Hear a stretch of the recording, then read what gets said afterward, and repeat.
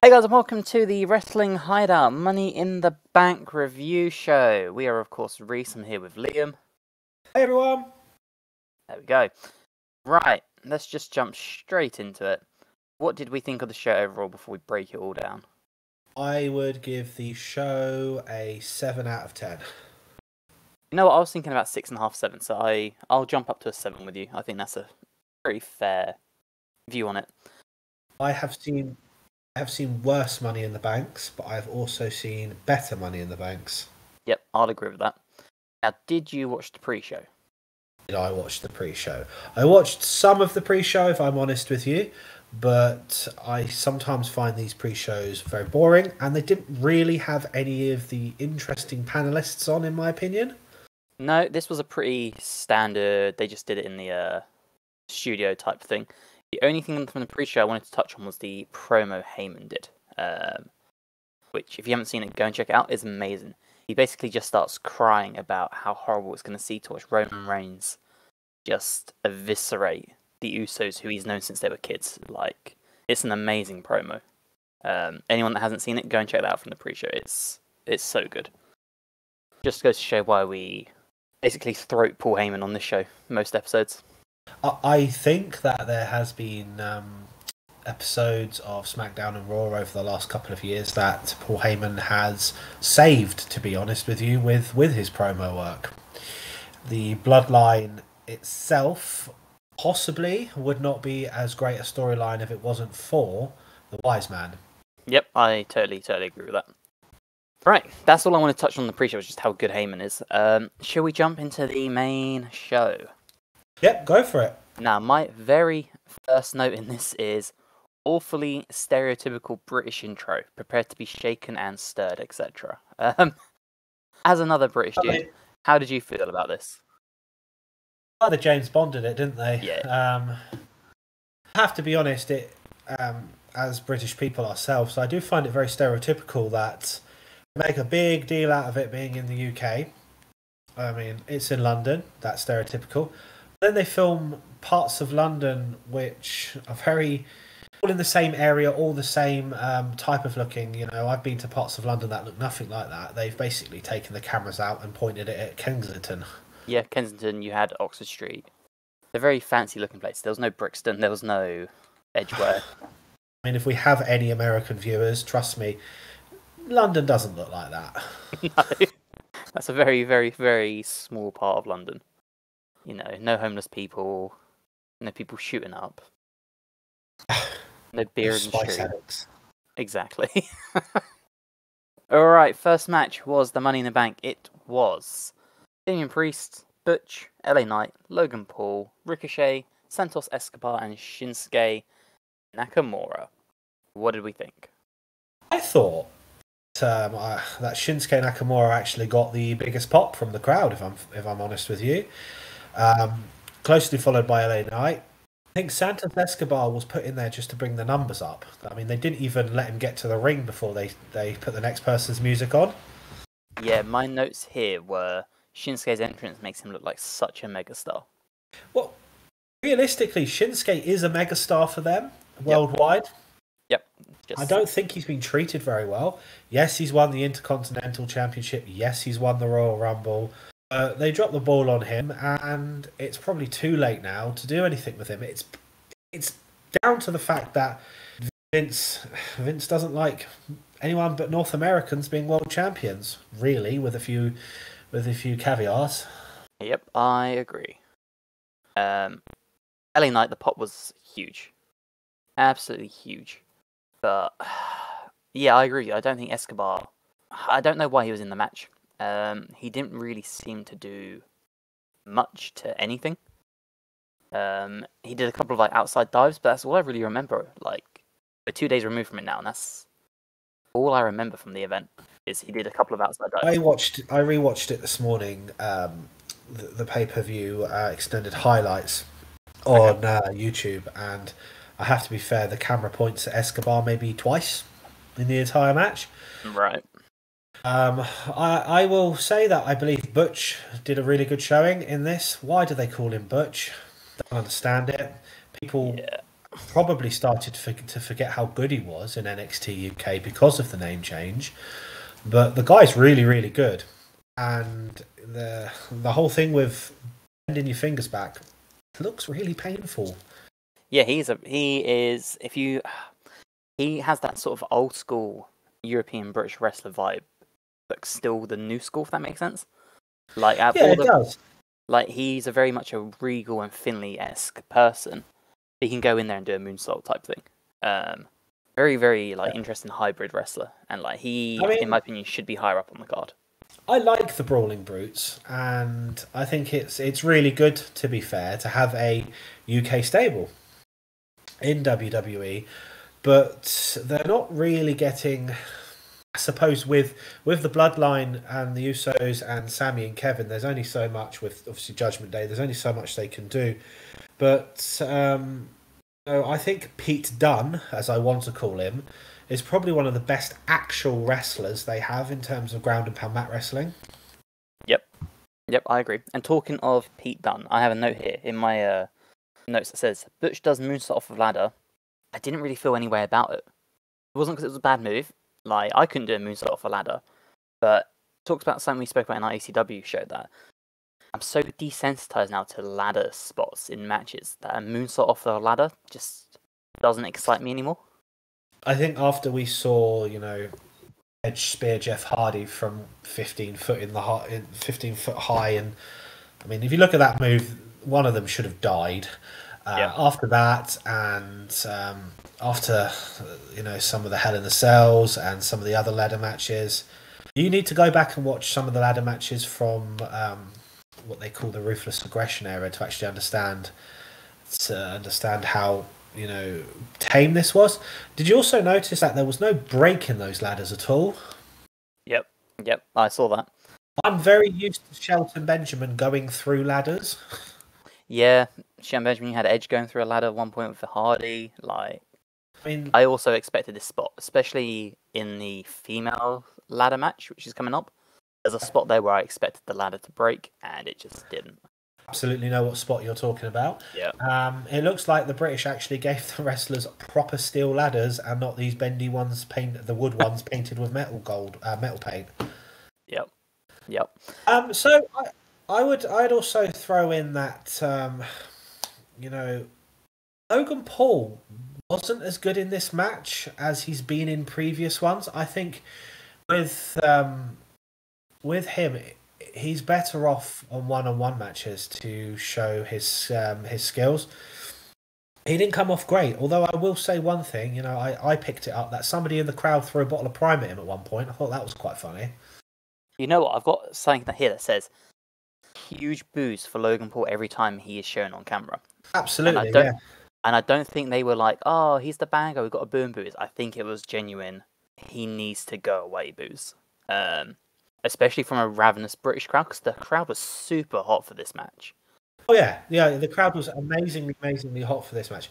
So the Logan Paul question is a difficult one because he's not a wrestler. He's a YouTube personality, but he spent 3 with Shawn Michaels every day being trained to wrestle. So if you get that much time off one of the best wrestlers ever from any generation, you are going to be good. Yep. So he either needs to go full time or go away for a while, as he said. I don't think the problem is Logan Paul as a wrestler or as a celebrity wrestler per se. And you know how I feel about celebrity wrestlers. I think the problem is Logan Paul as a person outside of wrestling is such a douchebag that people just don't like him. No, I agree with you. However much of that is an act, we can't tell. Although I can think of somebody else that would be even less popular with the crowd. Can you imagine if they had Andrew Tate in there? Oh, God. The problem is I could. I don't think his ego could handle it. Who's this Romanian man? Let's get him on the show. Let's show USA's superior. So, Ricochet, what do you think about him in the match? I love Ricochet. I think he's so underutilized. I've loved Ricochet since the Lucha Underground days. Guy can move. Yeah, apart from diving through the ladder, unfortunately, I think the only thing he's going to be remembered for in this match is the spot with him and Logan and the tables. Because I sent you a message, I was like, was that a horrible botch or a great save from a botch? I'm still not sure whether Ricochet actually saved him from worse injuries. Yeah, because I couldn't tell if they were meant to just go off the ladder through the tables on the outside, if they're meant to go off the ladder, land on the rope, and then do a Spanish fly, and they both missed their footing or whatnot. Yeah, I mean, Or it was what? quite obvious that they missed their footing. They were dangling on the ropes for a while. Again, you Yeah. could probably throw that into Logan Paul not being a full-time athlete. Spots like that are dangerous. Yep. He did not hit that table well, and if you see pictures later, his back's cut open. Yeah. So, Yeah, bleeding from the shoulder and all sorts. one person we haven't mentioned at all is Damien Priest. Well, that's because I was saving this for the ending of the match, but he did take a really nice sort of splash from Paul onto the ladder. That looked good. Like, he came into this match and he looked like a star. He was the powerhouse. But I don't know if he really benefited from this match, to be honest. I personally think what they've done has done him no favours with the audience. Yep. Because even though, something I'll touch on later, the press conference, Triple H, or Paul Levesque as we should call him now, quite heavily hinted that good things come to those who wait, referring to LA Knight. I think, can see where they've gone with Damien Priest because they want to have a Bloodline feud, apologies, they wanted to have a Judgment Day feud, like a Judgment Day Civil War thing, but it was the wrong result for him to win the match. The crowd was going bananas when LA Knight was on the top of the ladder. He'd actually half unhooked the briefcase. Well, this is what I've got. I've laid out how the entire match ended. I've put LA Knight was about to win. Priest stops. Priest tries to stop him, but gets stopped. LA Knight goes to win. Santos tries to stop him. LA Knight stops him. LA Knight goes to win again. Shinsuke comes in. LA Knight throws him out.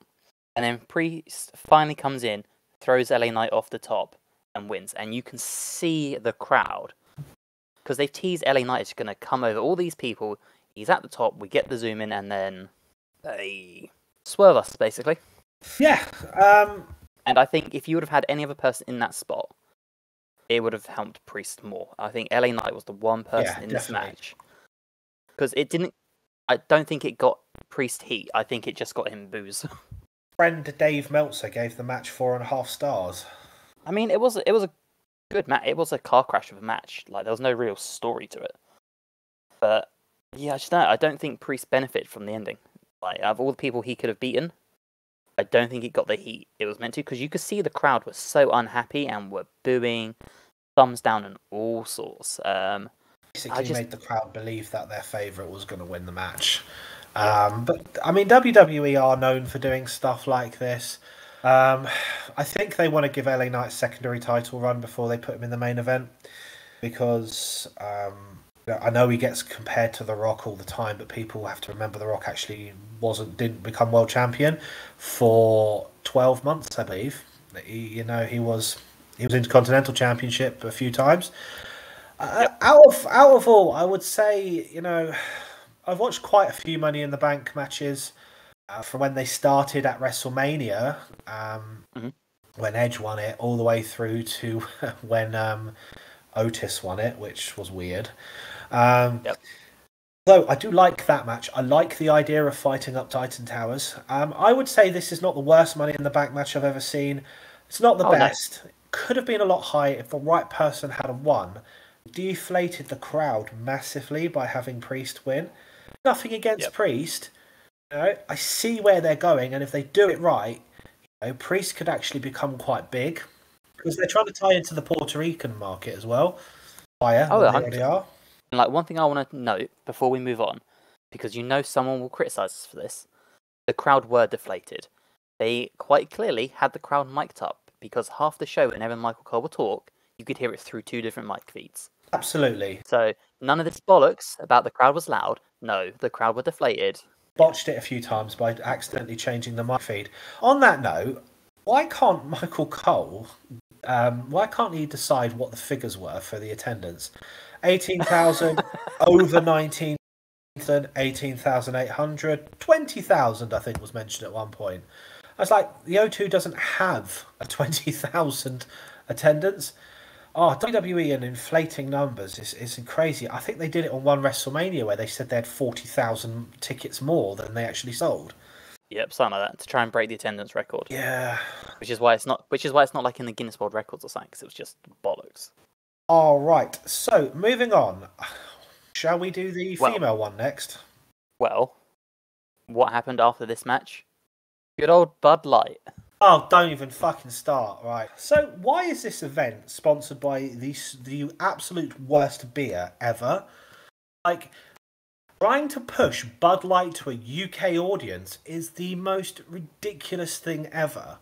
I've never met any British person who goes, yeah, let's go to the pub and have a Bud Light. At least we didn't get a Bud Light and Mountain Dew horror show match like we did with the Extreme Rules Bray Wyatt and LA Knight thing. Yeah, that didn't help, did it? Oh. At least we did not get a Bud Light. To be honest, at least WWE didn't sponsor it by fish and chips or something like that. Could you imagine? Yeah, I can. That's the problem. Money in the Bank sponsored by Wakey Wines. God, don't start me off about Prime. Right. Do we want to go in order, or do we want to do the women's Money in the Bank? Let's do the women's one next, because really, in my head, they should follow each other, and they do in most of the paper. Sky, Bailey, Becky Lynch, Trish Stratus, Zelina Vega, and Zoe Stark for the Women's Championship Money in the Bank ladder match. Which, interesting fact, the women can technically cash it in on a male championship if they chose to. So, this match, I think this was better than the men's one. Yep, no, I see. But I don't think it was a good Money in the Bank match. Trish Stratus has got no place being in a Money in the Bank match. It's hard because she's definitely not up there with the likes of Io Sky, Bailey, Becky, Zelina, even Zoe Stark to a point. Comes from a different generation. I don't think she was bad in it. But yeah, she comes from a different generation. You know, her generation were doing bra and panty matches and the occasional... She had one hardcore match with Victoria, I think. Puppies! Exactly. Odd, can you imagine now? Is that why they keep JR off? Is that why they keep the King off commentary? Probably. But no, I do see what you're saying with that. My note about Trish is that she looks amazing still. She looks like she hasn't aged a day since the day she retired. That's called plastic surgery, mate. I'm going to pretend it's good genes, but you know. She's 47 years old. Now, I mean this in a really non-sexist way. For a woman, 47 is a lot bigger age differential than for a man in terms of physicality. And I think you can agree with me that a 47-year-old woman who's had 2 children taking ladder bumps like that is impressive, though. Oh, 100%. I mean, although she was trained by Dave Finlay, so I mean, she probably likes to fight. There's a smooth ladder moonsault from Io, and I've got the same that I had about the Butch one. Just looks nice. Didn't really do anything for me, though. And then I sent you this at the time, just so the audience doesn't think I'm bullshitting. When they started handcuffing Becky Lynch's arms to the ring post, I sent you a message that says that handcuff is going to come into play at the end, and she's going to get handcuffed to the ladder. No, I could see it coming. I thought she was either going to be handcuffed to the ring post and having to watch somebody climb up. But I think the way they did it was great. But before we get to that, I just want to say I really liked the Amazing Red move. Yes, that is probably my spot of the night, the Code Red off the ladder. The fact that they mention Amazing Red at all, which is like, I know it's a very fleeting passing reference, but when did WWE ever mention TNA wrestlers? Right. Like, they made it this whole thing never to mention them. People forget how good Amazing Red was, though. Dude, Amazing Red could have been like the AJ style. I mean, talking about that, he did hold the Ring of Honor Tag Team Championship with AJ Styles. Yep. Him and AJ, I'm pretty sure, feuded for the X Division title in early TNA. They did. He won it 3 times. And... Like, Amazing Red is amazing. It lives up to the namesake. Was amazing. Did they put Amazing Red in that suit at one point? Suicide. Oh, Suicide was Frankie Kazarian, TJP, and it's very possible because I think there was another person that was Suicide. Because Chris Daniels was Curryman, which Shark Boy and Curry Man. I love. Dude, we should do a podcast on some of the worst fucking characters and gimmicks in wrestling, because Curry Man has to be up there. Yeah, well, I mean, you know, Shark Boy was a blatant rip-off of Stone Cold, wasn't he? I'm not sure who Curry Man was. 100%. Curry Man was just Dixie Carter's fucking food fetish or something. In this match, I want to give Io Sky some credit by the way she ended that match, because I couldn't see that coming. I don't think. No, me neither. We both said Becky or Trish. No, I don't think we. I said Zelina. You said Zelina Vega. Who good showing from Zelina, considering she started as a valet, I believe. Yep. The Latinos, you know, they seem to be on the up in wrestling at the moment. Well, you could say that. I mean, they come up with some of the best wrestlers. One brutal point in this match is when Becky put the handcuff in Bayley's mouth. Not just for a hygiene reason, but Jesus Christ, you know, that looks painful. Yep. But interestingly, did you know? Did you watch the press conference afterwards? I did not. I saw Damian Priest bit, and then I dipped out. Bayley come out and was going on about how Damage Control won it together. Yes, I did see this bit. Yeah. Something along the line. That's very similar to when Miz and Sandow held the case. They, you know. Yeah. I can see something in the future there. I can see WWE doing that swerve where Bayley somehow gets a hold of the case. Yeah. Well, there's just 3 points here I need to touch on. Let's go over the ending quick. So Becky and Bayley are fighting up the ladder, and then Io handcuffs Becky to Bayley so they can't climb. Really clever ending. Just so people know what we're talking about. That's how the match ended. To tie into what they said during the press conference. The one thing I don't understand is when Io first climbs up the ladder, Bayley pushes her off the ladder, and the commentators make out like, oh, she couldn't have seen it. It was so obvious. How could she have not have seen who pushed the ladder over? Yeah, I know. I totally agree with you. And one point I wanted to say to you on this match is what happened to Zoe Stark and Zelina Vega? They disappeared for the last 10 minutes of the match. That's my next point. At one point, you messaged me and you asked me, "Is this now a triple threat?" They just vanished. Yep. Trish vanished. Trish vanished after being used as a bridge between the two ladders, which I thought was quite good. That's where I expected the ladders to break, and it just that looked painful. I believe Becky and Bayley have been in Money in the Bank before. The others are all new, aren't they? Yeah. That might be what it is. You said it was better than the men's match, but not a better Money in the Bank. I understand what you're saying by that. But I think that WWE really misses the Mercedes of this one, and thankfully she wasn't involved in the match. But on that subject, if Charlotte Flair had been in that match, you know that there would have been a lot better spots in the match. Sadly, you really need a Becky, a Bayley, Sasha Banks, a Charlotte in these matches, because they are actually better wrestlers. Not just performers, wrestlers than the others. Do you remember at one point, I think at one point they had Charlotte and Sasha do every pay-per-view for like 6 months in a row? Yep, it ended with the Hell in the Cell. I think Sasha Banks won the title 4 times and lost it to Charlotte at the next pay-per-view every time. They kept flip-flopping it, didn't they, for like 4 months straight, just backwards and forwards. So in total, I would give this... give this a 3 out of 5 on the Meltzer scale. God, 3 out of 5 on the Meltzer scale. Yeah, but it had the potential to be more. Yeah, it did. Yep, 100%. But I think this was a match that was really good at sort of bridging storylines and opening up more storylines down the road. I think WWE are going for a let's implode all of our stables storyline at the moment. Basically, which. You know, that's fine, because look at the late 90s, there was stables everywhere. Remember when AEW started? Everyone. Stables everywhere. They had to stop that, didn't they? Yeah, because it was Attitude Era Raw. It was all painful.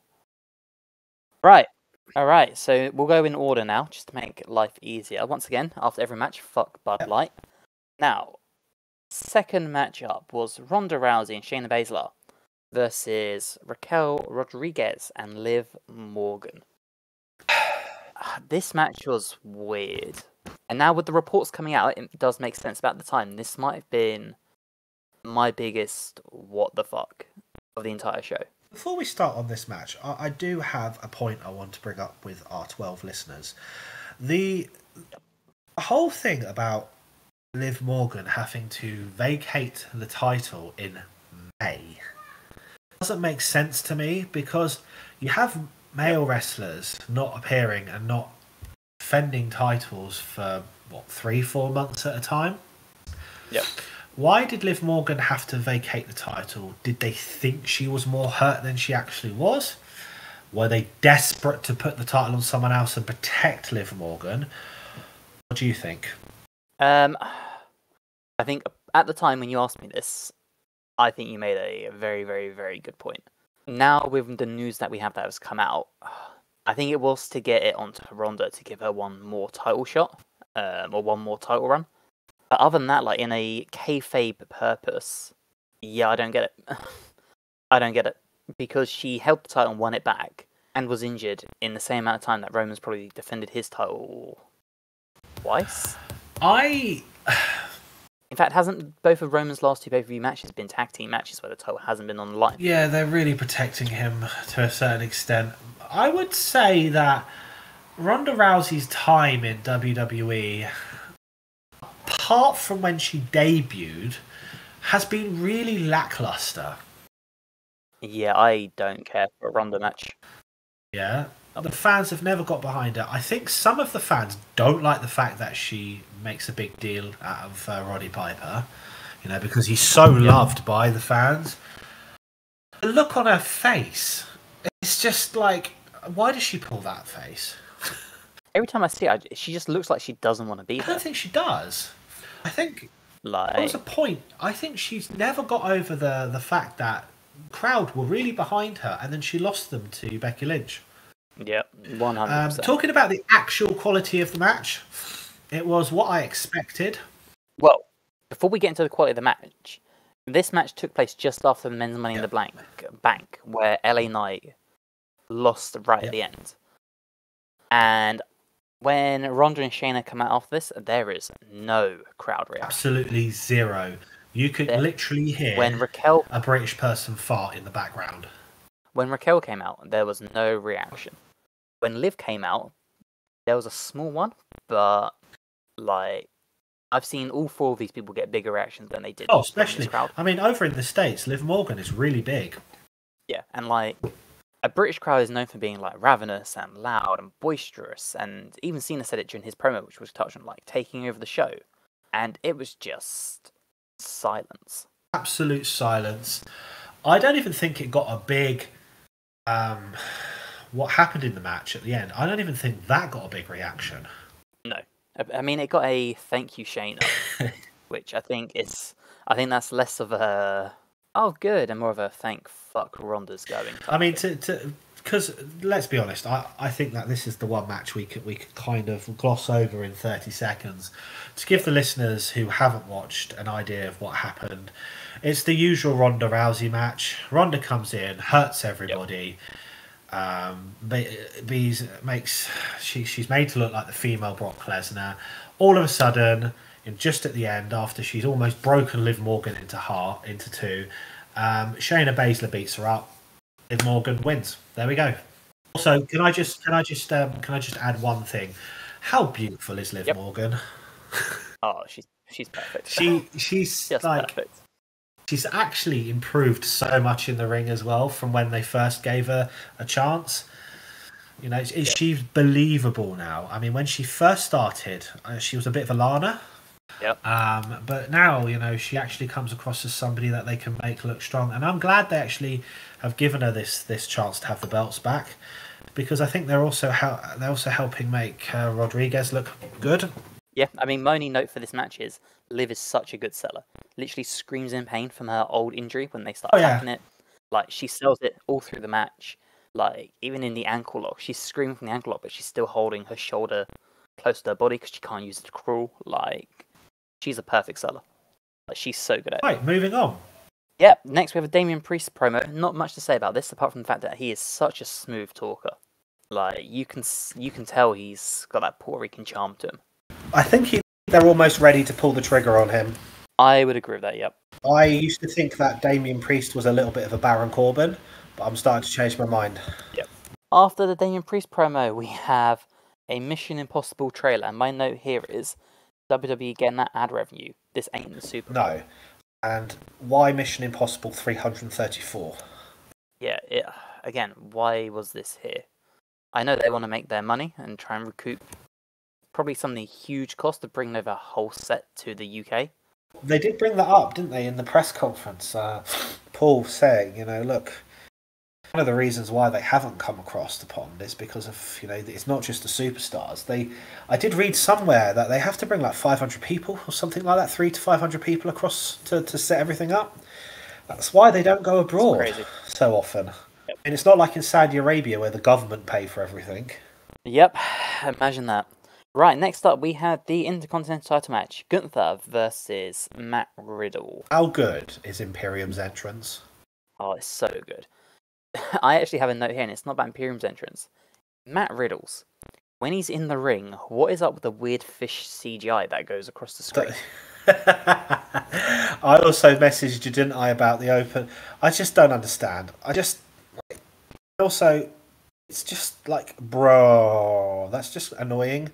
Yeah, I'm not a Riddle fan. No, I don't think Brock Lesnar is either. No. This match was good. Surprisingly. But I think I overhyped it in my head because I was a little disappointed. I thought this would be my match of the night, and I thought it was going to be just a hard-hitting affair. And it was more of a technical, pseudo-submission-esque style match. Just like working over the injury constantly. You could tell Matt was trying to run away from Gunther a lot in terms of... And there was fear. One thing I did like is that Matt Riddle didn't show fear on his face, but his body showed it. Mm-hmm. And like the ending was really clever. Oh, yeah. But overall, again, this match isn't bad. This was probably a solid 4 out of 5 star match if you were to rate it with Meltzer. But I don't know, in my head I just expect it to be like a 6 out of 5. Well, after his match with Sheamus and with Drew McIntyre, you would expect that Gunther was able to put 5-star matches on with everybody. I don't know whether Matt Riddle's injury is a work or an actual injury. If it is an actual injury, I will give him a lot higher credit for the match. No, I can agree with that. The only thing is that they seem to like to shove Matt Riddle down our throats constantly. He seems to get involved in everything. Yeah. And I hope that this is it. I hope that's it. I hope that is done now. Well, I imagine it would be, because the big spot from this match was actually the aftermath. And I played that I told you so. I told you so. You were like, no, I don't think so. Knew it was going to happen. And how good does he look? Yeah, he does. He looks amazing. And him standing in the ring with Gunther looks He's awesome. Much bigger than Gunther. There's not many people that are. But we started having a debate here about when this match happens, which will probably be SummerSlam. I think it is. I think it's basically being announced. Not 100%, but I can't imagine that after that, well, unless Vince rewrites SummerSlam at the last minute, I can't understand why they wouldn't do it. We started having a debate about who should win the title match, Gunther or Drew, and I'm a firm Gunther should run through Drew. I disagree totally with you. I think Drew should win, and through that they should then push Gunther up to the next level, and there is precedence of that happening. I'm a firm believer of how can someone lose a mid-card title to a more established star and then somehow be a viable main event player. It's always something that's always bugged me. In my opinion, Gunther should run through Drew. You're saying he should run through Drew to be pushed to the next level? Yeah, like he should dominate, not even dominate Drew, but he should beat Drew. It can be super competitive, I think that's absolutely fine. But he should beat Drew and almost do a Bret Hart where he runs out of mid-card opponents. So, like, who's next? Well, I guess I'm going to the main event scene. Well, I mean, Drew, people will forget that Drew McIntyre was the champion of the pandemic, and he did a lot to carry that company. He held it twice during the pandemic. I think he held it basically through the entire pandemic, right to the end, with a fiend gap. But There was a Lashley gap as well, wasn't there? Because I know he went. Oh yeah, it wasn't. I mean, I know he had it for a good. I think he held it for a good 180 days, and then lost it. Then held it another 100 odd days.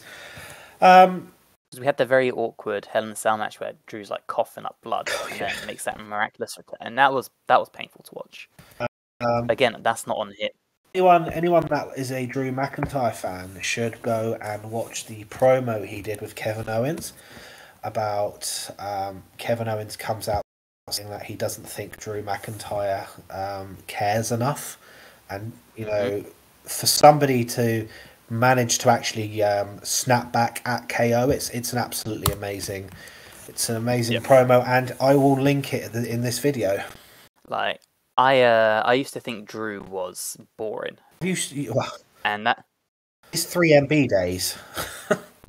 Not even that. When he first came back and he was with Dolph and all that stuff, and then he was doing his just before the like Royal Rumble-esque moment. I thought he was just dull as fuck, and I did not enjoy a Drew McIntyre match. And now, 2-3 years later, totally changed my mind. Like, it's always fun to watch Drew wrestle. Yeah, no, I agree. McIntyre one of the best fairy tales in WWE, considering that he was the chosen 100%. One. Then he got put into then he got put into 3MB. He basically got sacked, and then he worked his way through. Insane championship wrestling, total non-stop action wrestling. What culture pro wrestling for our friends in England. Yep. Then he came back to WWE, and he won the NXT title, and his stuff in NXT is so good. Mm-hmm. Won the WWE title. Okay, I'll change my mind. I think it'd be better for Gunther to beat Drew, but one thing is that I don't want Drew to just disappear back into the background. No, I think Gunther and Drew should have 3-4 month promo of just beating the shit out of each other. They did with Sheamus. And Gunther should come up, because Sheamus hasn't sort of disappeared. Sheamus is still a top tier wrestler. Like the fact with Sheamus, considering how many championships he's won and how long he's been around, he's not moaning. I'll agree with that. Just top tier. Well, you mentioned Drew's a fairy tale sort of wrestler happening. Another fairy tale wrestler almost happening. Cody Rhodes versus Dominik Mysterio. I loved this. I thought this was done really well. Me too. It was a Cody squash.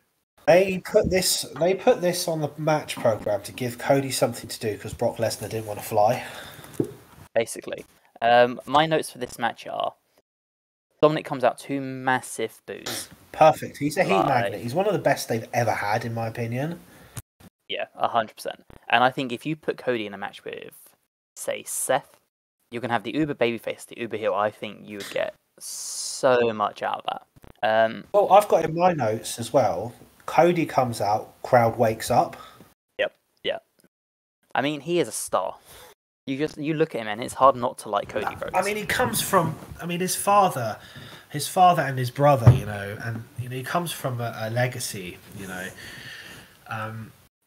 It just looks like he was bred for it, and they also had him on the press conference. Most of the press conference was him. They are definitely grooming him to be a champion for a long time soon. Oh, 1,000%. My other note from the entrances is I got massive China vibes from Rhea Ripley. I think Rhea Ripley, she's an interesting one because she's probably the best female wrestler on the roster, and I will say that. I'll put her above everyone else. I don't like what they've done with her image. I don't like it. And I think that they are doing her no good. The only thing I have about Rhea is I'm so bored of watching her fight Natalya. And once again on Raw tonight, we have Rhea Ripley versus Natalya. No, I think Natalya is great. I think she's so underutilized. I think she's been given so much shit since the start of her WWE career.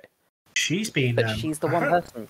Natalya again, I don't mean this in any detrimental way, but we had a stage in WWE where female wrestlers were retiring after 4 or 5 years. And Natalya's been on the roster as either a full-timer or semi-full-timer since, 2005, 2006? Something like that. Whenever the New Hart Foundation of Teddy Hart and Remember that? The New Heart Foundation. Not Teddy Hart. Tyson Kidd and Davey Boy Smith Jr. debuted. New Heart Foundation. And that is mid 2000s. And yeah, I can remember that because that was when they changed the old title belts to the Greek style original ones. Yeah, Rhea Ripley versus Natalya again. Although Natalya doesn't look like she used to. If you didn't know it was Natalya, you'd think it's a different wrestler. Yeah, I know what you're saying there. She has gone through the shit. I can remember when they had that whole thing where she was farting in the ring. Do you remember that? Oh, that was a punishment, wasn't it? That was brutal. But yeah, honestly, going back to this match, it's just a Cody squash. It's what it should have been. Cody squashes Dominik Mysterio. It's brilliant. Yeah. Dominik Mysterio wrestles like a chicken shit little boy. And it's perfect. He's nailed this character down to a T. I really think... I know a lot of people, when he first came in, were like, oh, he's nowhere near as good as his dad. I think he's just as good as his dad, but in a different way. Yeah, no. His dad was the small... 2007, by the way, just for anyone that was thinking about Natalya. She debuted in 2007 with the Hart Dynasty. There you go. So as I was saying, Rey Mysterio has always had that character being the ultimate underdog because he's the smaller guy that could beat up the big guys. I think Dominik Mysterio is the reverse at the moment. I think he's the ultimate chicken shit who will talk big and then is terrified when he gets in the ring, and I think he nails it. One note about the commentary on this match is Wade Barrett saying he wishes Eddie Guerrero was his dad, which I thought was actually quite a good heel commentary moment when he was doing the Three Amigos. And we also know how nice it was to have Wade Barrett on commentary and not Corey Graves. Yeah, I actually really, really like Wade Barrett on commentary. I know you found him a boring wrestler, but I know why they've put Wade Barrett because it's a UK show. But he can actually talk, and he knows his stuff. I mean, he's a 5-time Intercontinental champion, bare knuckle boxing champion. He's a good commentator, and I can also not see some of the wrestlers trying to be aggressive to him on commentary either. Yeah, 100%. Though again, he's not Nigel McGuinness. No, I'd agree with that. No, shall we move on to the next match? Right, next up we had a John Cena promo. Now, I've known he's been in London. Sorry. Yeah, he's been in London for weeks filming a movie. It's been all over Twitter and whatnot. It's no secret, and I didn't even consider the fact he could be at this show. Never once crossed my mind. I thought it was really weird. I thought it was really weird because it came about out of the sun, and it went on for, I think I counted 13 minutes. It was long.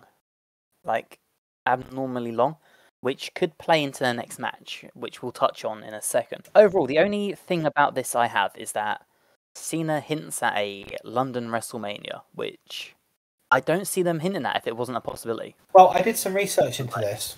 Yep. Earliest they could do it is 2026. Only a nice little 3 year wait for us to they've already announced next year. They've already basically done the negotiation for the year after that.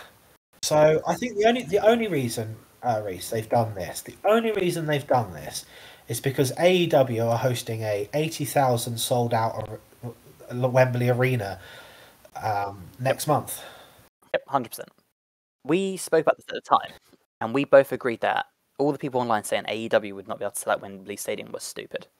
Because if TNA can sell out small arenas in the UK, AEW could sell out Wembley Stadium. And we spoke about this when they announced it.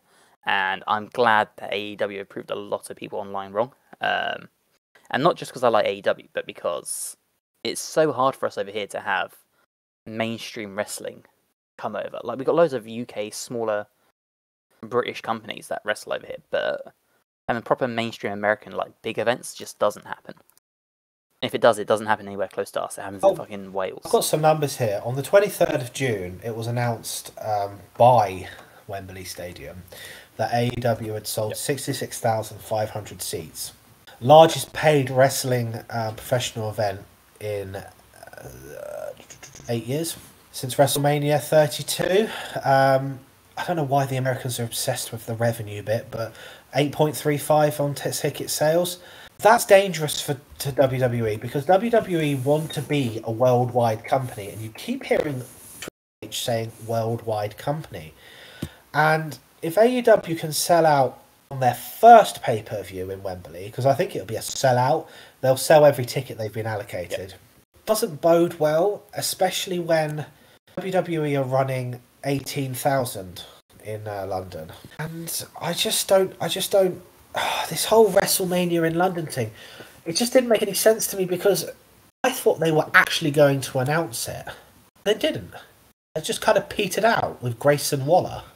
Well, I've just opened Twitter on my phone, and the first thing that's come up is a report from Cultaholic an hour ago that says WrestleMania in London considered unlikely within WWE. Now, if that's the case, why would you they've done keep that? this? The British audience will remember that because they're clever, the fans here. They'll remember that that's happened. Yeah. I mean, if they did a Royal Rumble in London, I suppose it'd be forgiven or something like that, but you can't do that, especially if AEW go, well, that went well, why don't we just do it every year in London? Right? And you know, I could see AEW doing it every year in London, because it's not like they can't. Well, you've got to remember, AEW has a London connection because the owner is the owner of Fulham Football Club. Maybe it's easier for him, with his existing connections in UK, in London, to get this sorted. It could well be, and to be honest, even if they don't want to do Wembley every year, Craven Cottage, that's still 20,000 plus. Yeah, and it's not exactly out of the way or hard to get to in London. Shit football club.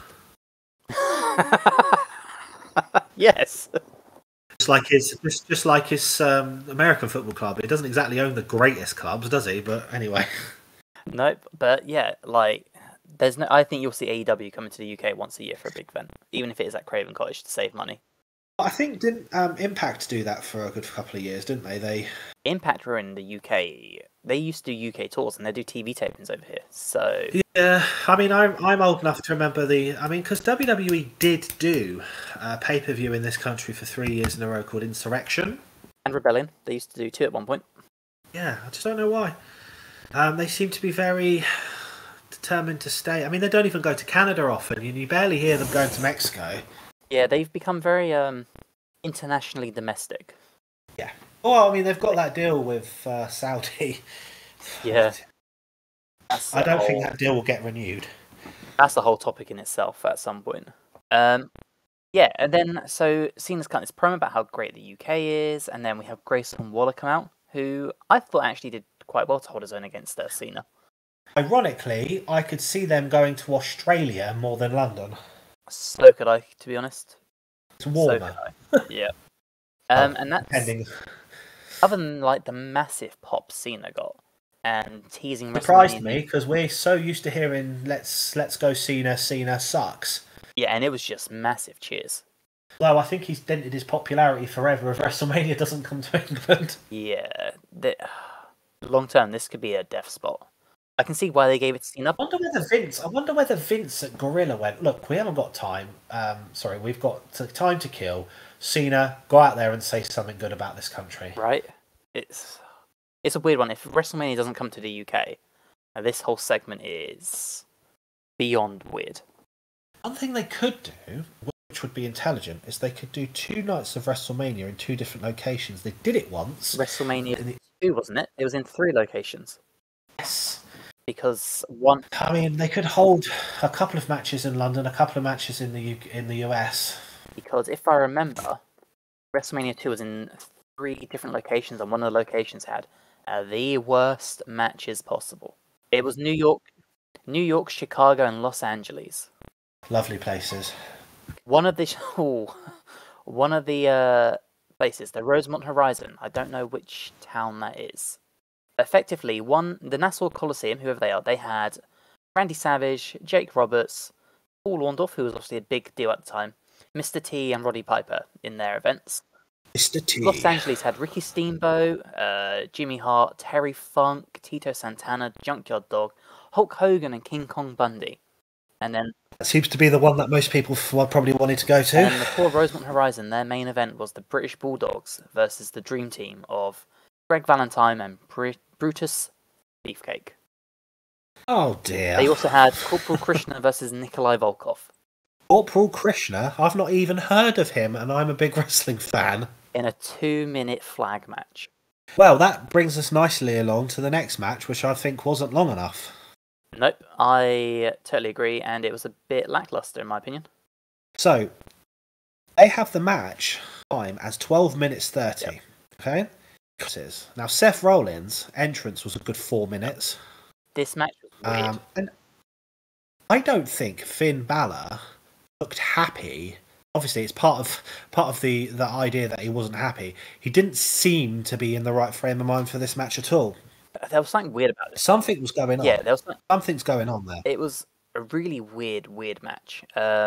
My first note is, why isn't the title match closing the show? If there's only 2 matches left, why are we closing with a tag team Bloodline match? Oh, I can understand on this occasion why, because they've built up this, but they've already made the World Heavyweight title look like a very much secondary title. Yep. Now, tying into that, they actually asked Cody in the press conference, cleverly, would winning the World Heavyweight Championship close the story? And he said no. Yeah. And then I noticed he was like, the title was important, and every moment Seth has it, it gets more and more prestige. Which is fine, but it does show which one the main title is. I mean, I think they picked the right person to give it to initially. Yep, I agree. The Seth Rollins. But I'd be interested to see what happens after this, because they even brought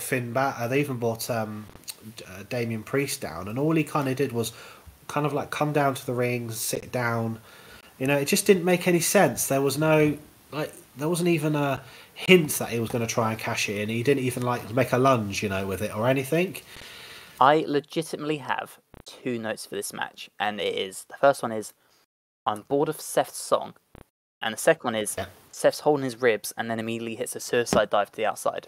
That's my only 2 notes, apart from the ending, which was just so out of the blue.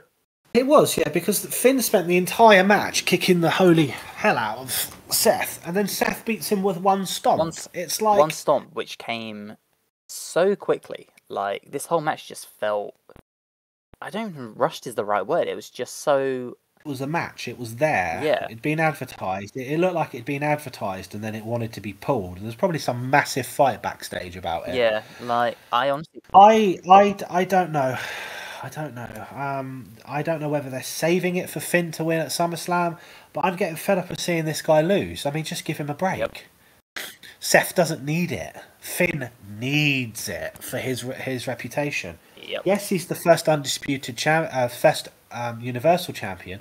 The Universal Championship's gone. It's deactivated. It doesn't mean it never meant anything. Really? No, I agree. Well, I'll backtrack on that a little bit. That's a kick in the teeth to some of the wrestlers that held it. But, he got injured and had to relinquish it within 24 hours, disappeared 8 years later. That title, he needs another title reign. That title was dead in the water when the fans were booing the title sign over how good the match was. Well, it's been so hit and miss, because they gave the title to Seth, great. They gave it to Kevin, he made it kind of relevant. Kevin got squashed by Goldberg, yep. And that ruined the title prestige. And ever since then, it's never been the title. Yes, Roman has held it for 1,000 days, but it's been very much that the WWE title looked like the one that they wanted to keep with long term. Mm-hmm. Yep, I'd agree with that. And if you look at the belt, the new belt, the one that will be held by the next wrestler going forward, that it says undisputed WWE champion. No Universal. Yeah, I don't know. I'm sort of glad we're not going to see that title around anymore. But this title just means nothing at the moment. And God, stop putting massive W's on the front of all of their titles. Yeah. And matches like this, I don't think helps the title mean anything. Because... No, it's very much 2004, 2005 when we had the original brand split. It's very much... they used to just throw a bone at Triple H to try and get somebody to win the title off him, and it didn't really mean anything. Because I don't think in 2 months' time I'm going to remember this match happened, to be honest. No, and I think we should revisit this in 2 months' time. I might say to you, how good was the title match at Money in the Bank? And you'd be like, what title match? Yep. That leads us into our main event, and to be honest, this was probably match of the night. And in fact, I don't think there's a probably about it. This was match of the night, in my opinion. I was worried 5 minutes into this match. Okay. I actually was worried that it was just going to be an absolute slaughter. Right, yes. I was so glad that they turned it around. Because I thought initially when this match came on, they only had 10 to 15 minutes left, but they pushed the press conference back. Yeah, that poor press conference started at like 10 to midnight, though. And I sent you a message like, those poor people are not getting their last train. Nope. Like, I hope they... Nope. Like, not everyone in... Like, London's a place where you don't need to drive. So, if I hope nobody at the press conference lived in Birmingham. Right. My first note for this match is the fans are super into the Usos. Oh, definitely. I think, especially main event Jey Uso. Main event Jey Uso. I think you've got a world title chance there in the future. Mm-hmm. I honestly think to end this properly, they need to give the title to Jey, not Cody. Jey. Well, I will circle back to that point actually because I think we might debate the ending of this match a little bit because at the time I was like, oh shit, yeah, I don't feel that way anymore. One thing I've got is Roman goes to the outside and starts talking to Heyman, and Heyman gives him this pep talk about how Jey wants Roman's kids at his table. Heyman's so good. Brilliant. Like, changed the dynamic of the match completely because he was just messing around. Yeah. Like, also, I loved the UK fans' reaction to Roman Reigns, and I loved Roman Reigns' reactions back to the UK fans. Yep. They were chanting tribal wanker at him most of the night. Yeah. And also, just one question: how white is Roman Reigns' teeth? Yeah, that dude gets them cleaned like every week or something. I mean, at one point it looked like the crowd was getting to him, and he sat with his back to the ring with his head in his hands. Yeah, I saw. Like, the dude is a Hollywood star waiting to happen, I think. This is not. I don't know. I don't think this is the same human being that we had initially. Everything about him. If you look at Roman just 4 or 5 years ago, just before he came back, he couldn't talk. Stutter. His matches were boring. Like, Do you think that Paul Heyman did this? Do you think that it's this Paul Heyman that's done this? I think Paul Heyman must have a lot of trust and faith in him. Well, not in him, but he must have a lot of trust and faith in Paul to be taking advice because Paul's been around the block. Also, I read an article about this, and I agree with this. I think for his career, pandemic was the greatest thing to happen to him because it gave him a chance to build his confidence and his character in empty arenas. Yep. It made a huge difference to him. Yep. No, I agree. You know, when you can't get booed out of the building for trying something new, I think that does help a lot. Oh, I mean, if you remember, they actually had The Rock run down and lift his arm, and they booed The Rock. Royal Rumble match. It was like... That was painful. I think that might be one of the worst, sort of like cringe-inducing wrestling endings I've ever sat through. Also, how good is Solo Sikoa? The dude's been wrestling for such little time, but he's so good at what he does. He's like a modern-day Umunga. How good was his conflict? It was brilliant. You could see it. Yeah. And like, I love the non-wrestling moments where you've got Roman screaming at Sikoa to tag out and let Roman take over. Oh, that at the start of the match, that I thought that was it. I thought he was going to get a spike. Like, you know, talking to Spike, I've put Roman Reigns' spear and Sikoa's spike tag move is cool as fuck. Like, that. Yeah, definitely. That is some proper good tag team finishing stuff. But Jey, of course, kicks out, or Jimmy, whichever one it was. I haven't written it down. Yeah, like, we had a low blow kick out, which has happened before. We had... Oh, the face. Yep. The face Roman pulls is brilliant. To your point, the guy is just perfect. I mean, I'm getting fed up with him having the title constantly, but for what he's done, he will probably go down as one of the greatest ever, or the greatest ever. The problem is, we sit here and we say, oh, I'm so bored of Roman's title reign. When are they going to take the title from Roman? God, yeah, but can you imagine if we'd have had 5 years of Goldberg winning the title every 3 months instead? But the problem is, for as bored as I am of Roman having the title, and for as much as I want the title to be defended more often, I can't not sit here and be like, this was incredible. He's so good. Well, they saved the Bloodline storyline with the Civil War, starting with Sami. Yep. You know, and also Sami and Kevin did appear at the pay-per-view, so a good pop for them. Yep. Kevin doesn't look as hurt as I thought he was going to be. But the Bloodline Civil War, it depends. I hope it carries on, partly, but also partly I hope it stops now. But where do they go from here? Where do they go from here? Is actually in my notes. I've put Jay pins Roman, crowd exploded for Roman getting pinned. But what happens now? Because like long term, if you put the Usos back in the tag division, Roman getting pinned has meant nothing in my opinion. The Usos are too big to be in the tag team division. Right. They're in a division of their own. But then what happens now? If Jay goes on a main event run, what happens to Jimmy? True. Like, I love the fact Roman lost. I love the fact that Jay did it. Jimmy and Jay feuding over the title, that'd be an interesting one. You know what? If they put the title on Jay, and then Jay was like, you know what, Jimmy? Here's your title run. And we had 2 or 3 matches of the Usos just fighting out amongst themselves. I think that makes sense. I just don't see WWE doing it. I also would say that I think Jay's a much better wrestler than Jimmy. I don't know if I agree with that. I agree with it in terms of we've seen it. But we haven't seen Jimmy have the main event matches that Jay got the opportunity to because Jimmy was injured. You know, Jay got 2 or 3 Roman matches because Jimmy was hurt. If we put Jimmy in that spot, could he also do the same? Because if he can, then fuck it, have the Usos feuding for the title or something. Like, I'm all down for that. It's just... How about, like, a program where Roman loses the title to Jay, then wins it back, so there's an actual break, and then they can still protect Cody in some ways? Because I think, as a fan, Cody winning the title, that's what is important. I don't think Cody beating the 3... Cody's not the person now that's pinned him. Yeah. That's gone. Yeah, that's the problem. That's gone. Doesn't matter now. You know, I think Cody winning at WrestleMania against him would be the great thing. I would be great. I would find it great and refreshing if he loses the title but then regains it before WrestleMania. Yeah, the only thing I can see is him maybe losing the title to like Jay or something. And then we get... Losing it to Jay for one pay-per-view, winning it back. And then you've got a break. Maybe not even one pay-per-view. Maybe have him lose to Jay and Roman just goes off because he's so distraught. And then for like 2 or 3 months we have like Jay versus Jimmy versus Sikoa in the main event scene.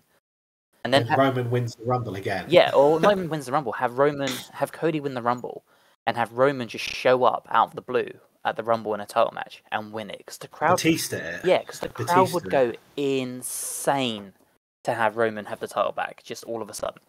If Roman did a Charlotte Flair and just got put in a title match and dominated and won it, I don't think it would be a, oh, for fuck's sake, I think it'd be a, oh, here we go again type thing. Interesting storyline if they have it so Cody never wins the big one like his father. Oh, could you imagine? I could. So, also one more thing I wanted to put into this, I've got written in my notes. How good was the super kick, spear, super kick, spear, super kick, spike, super kick, spear? Yep. And then he piled them on top of each other and they kicked out. That was so good. It was kind of foreshadowing though, because I sent you a message, I was like, of course we have Roman pinning Daniel Bryan. They showed that picture, like, because you had him stacking up Bryan and Edge. Anything to put the middle finger to the opposition. Right. So it was kind of foreshadowed that something like that was going to happen. He was going to try and stack him up. But overall, this match was amazing because it went from a very sort of like just a beatdown to a brawl to just batshit crazy. Like one note I will put in, which I thought was a bit of a mess up, as they have that amazing shot of Roman absolutely distraught on the floor, screaming. Yep. You've also got the cameraman counting down to him quite clearly, like there isn't 19,000 people there. Right. Like, honestly, dude, I think this is Roman Reigns' like Hollywood audition. This whole storyline, I think this is just Roman Reigns' audition for Hollywood. I think this time in 2-3 years' time, I think Roman Reigns or Joe Anoa'i is going to follow his. He's going to follow his second cousin into Hollywood. I think he's going to be bigger than The Rock because I think Roman can actually act and tell a story better than The Rock. Because The Rock's a great like action star. The Rock is playing Dwayne The Rock Johnson in every film. Whereas Roman can do I'm going to kick the shit out of this dude, or I don't think he'll be as good an actor as Batista. I think Batista's probably the best out of them, but yeah, but nowadays Batista, early days Batista was brutal. So I'm glad that the Usos won. Yep. I think we both agreed that we couldn't see it at the start. No, I think the Usos should have beat Solo, personally.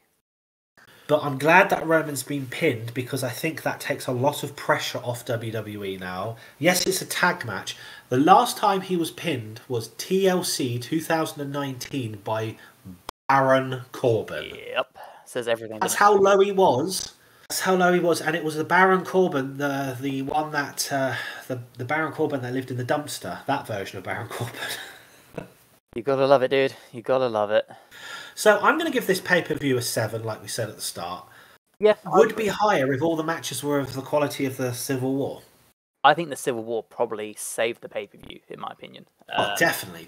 I mean, the World Heavyweight Championship match was so bad, Yep. so disappointing, and the crowd was so dead. Yep.